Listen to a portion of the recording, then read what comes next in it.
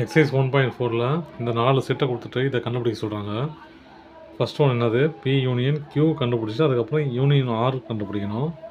முதல்ல ப்ராக்கெட்டில் இருக்கிறத கண்டுபிடிக்கிறோம். முதல்ல பி யூனியன் கியூ, பியும் யூனியனும் சேர்த்து எழுதணும் இல்லையா?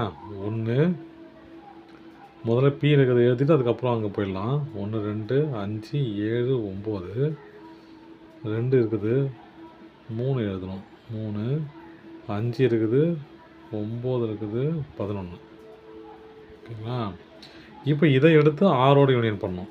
B union Q union R, ஆரோட யூனியன் பண்ணி பாருங்கள். 1 2 முதல்ல அதை எழுதிக்கலாம், ஏன்னா முன்னாடி இருக்கிறதுல 2 3 5 7 9 11. 1 2 3 4 5 6 7 1 2 3 4 5 6 7. ஓகேங்களா? இப்போ இதோ ஆரோட பண்ணணும் இல்லையா? செக் பண்ணி பாருங்கள். 3 தான் இருக்குது, 4 இல்லை, அப்போ 4 எழுதிக்கலாம். 5 இருக்குது, அப்புறம் 7 இருக்குது, 9 இருக்குது. அவ்வளோதான் சம் இது. இதில் செகண்ட் சம் என்னது? பி இன்டர்செக்ஷன் கியூ அப்புறம் இன்டர்செக்ஷன் எஸ் இல்லையா? பியும் கியூவையும் இன்டர்செக்ஷன் பண்ணுறோம், அதாவது காமன் டேர்ம்ஸ் எழுதுகிறோம். பியும் கியூலையும் இருக்கிற காமன் டேர்ம்ஸ் என்னென்னு பாருங்கள். 2 5 9, 2 5 9, 2 5 9. இப்போது என்ன கண்டுபிடிச்சிருக்காங்க?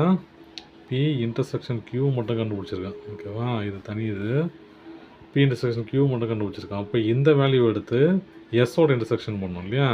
அப்போது P intersection Q intersection S, இதை எடுத்து எஸ்ஸோட இன்டர்செக்ஷன் பண்ண என்ன ஆகுதுன்னு பார்க்கலாம். 2 5 2 தான் காமன் டேர்மாக இருக்குது இல்லையா? 2 5.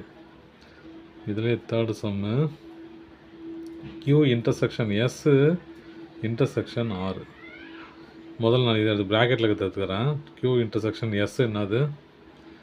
கியூக்கும் எஸ்லையும் இருக்கிற காமன் டேர்ம்ஸு, கியூலையும் எஸ்லையும் இருக்கிற காமன் டேர்ம்ஸ் பாருங்கள். 2 3 5 2 3 5 2 3 5. இந்த வேல்யூ எடுத்து இதோட இன்டர்செக்ஷன் பண்ணோம். Q intersection S intersection R. 2 3 5 எடுத்து ஆர் இன்டர்செக்ஷன் பண்ணால் பாருங்கள். 2 3 5 3 5 மட்டும் தான் வருது, 2 வரல இல்லையா? அப்போது 3 5 அவ்வளோதான் வேல்யூ. தேங்க்யூ.